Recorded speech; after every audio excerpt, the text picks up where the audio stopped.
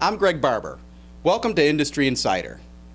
Today's broadcast is being brought to you from the 2015 American Wire Producer Association Conference in Tucson, Arizona.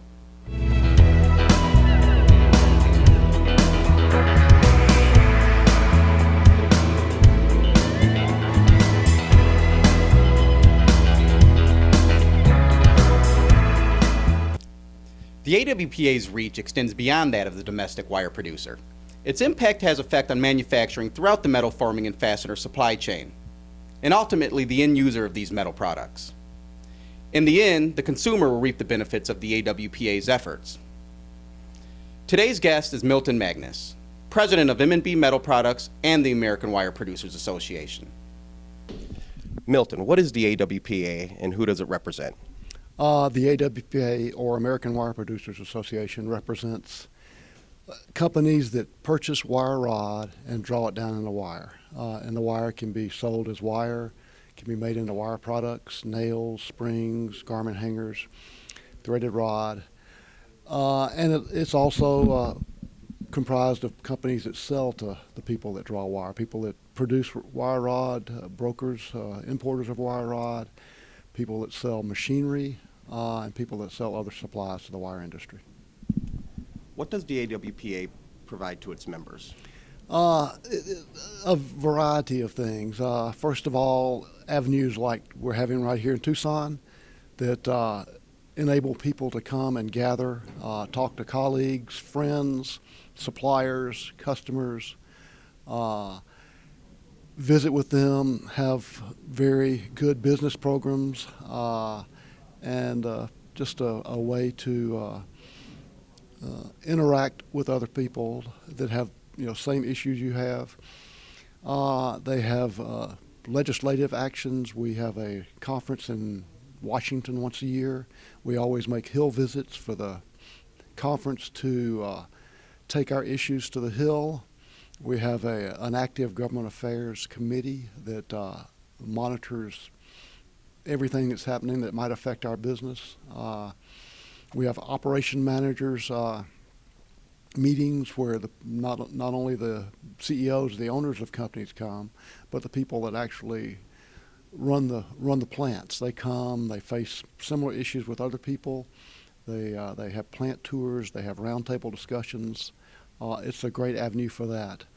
And the original formation of the AWPA was in the early 1980s, was formed by a group of wire drawers that got together to assure that the global supply of wire rod was available to them. We monitor trade cases. We determine whether we fight the trade cases. But it's still one of the primary focuses of the AWPA, besides making our trading partners trade fairly and freely.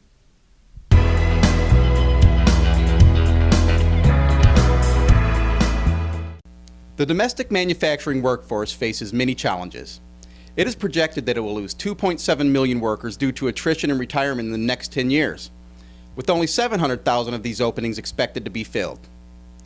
This year's AWPA conference focus was on the challenges facing the domestic manufacturing workforce. The demands range from legacy skilled trades to advanced manufacturing skills. These challenges were discussed with Milton Magnus at the AWPA conference. So the focus of the 2015 meeting is manufacturing skills and certifications. What's your take on the state of the manufacturing workforce domestically, and where do you think it's going? That's a tough question. In the early part of this century, the turn of the last century, manufacturing was leaving the United States. People didn't want to enter the manufacturing segment after that because they thought their job might be offshored. But with reshoring and more companies staying here, the supply of workers has dwindled that want to be in manufacturing. We're looking at different avenues to train wire drawers, to set standards and skills, take it to community colleges, make manufacturing jobs seem like a career path for people instead of not a career path.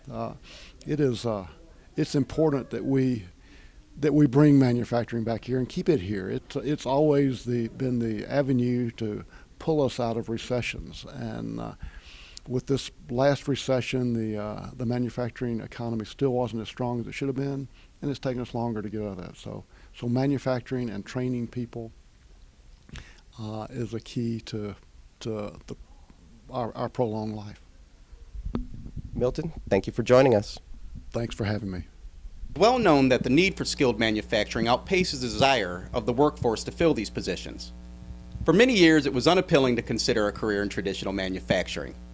Today's manufacturing has advanced from the dark days of shoveling coal into a boiler to more modern and efficient processes. And let's face it, the false perception that factory jobs are always less paying than those earned through obtaining a four-year degree has led to a significant decline in its skilled labor workforce.